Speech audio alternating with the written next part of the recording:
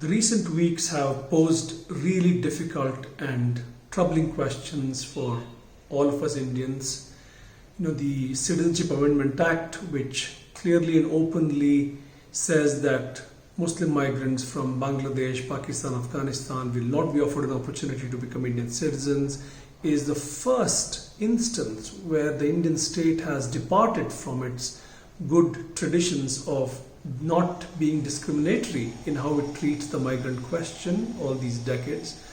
And this particular act also threatens, when it's in operation along with the National Registry of Citizens making, which the Home Minister has said will be implemented across the country to further unleash extraordinarily distressing circumstances across the country.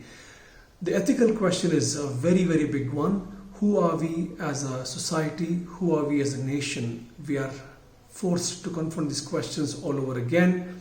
And a legislation that is so comfortable in classifying 20 crore Muslims as not being important enough or not being equal enough is a legislation that has to be resisted.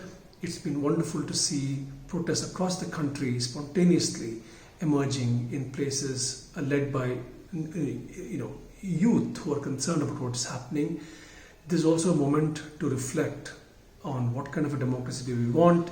A democracy where the majority can act in complete indifference to the wishes of the minority is not a democracy. And the passage of this Citizenship Amendment Act in the Parliament showed that that's where we're headed, where a majority vote in both houses can mean an amendment that is so blatantly wrong.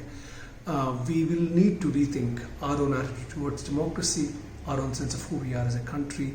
The Muslim societies, as well as the tribals and nomadic peoples who will also be affected by this law that requires documentation of a kind that they will not be able to come up with, have been such a fundamental and integral part of Indian society and culture. We have gone wrong somewhere in not being able to understand this basic fact about India and India's pluralism, and we need to do everything we can to reclaim that robust understanding of India where there is love and understanding between all religious communities, between all religious faiths. Now, what can we do at this time? I cannot think of anything other than to keep oneself completely aware of the complexities of the legal maneuvers that have been set in motion amidst us, including the new census operation that will begin next May, where new questions are being asked about one's parents and their place of origin, which legal activists believe is to open up a new source of difficulty for vulnerable communities. And we will need to speak to people we know, our family members, our neighbors, anyone we come in contact with who may not be aware of the complexities of the case. Really, the success of the campaign to make the new amendment be accepted is riding on enormous ignorance and a disinformation campaign.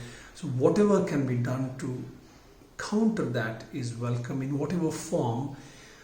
And this task also requires an effort on our part to understand the religious lives of others, the social worlds of others, and that will only mean a better understanding, a better orientation to this very complex, plural country called India, which we have to reclaim today.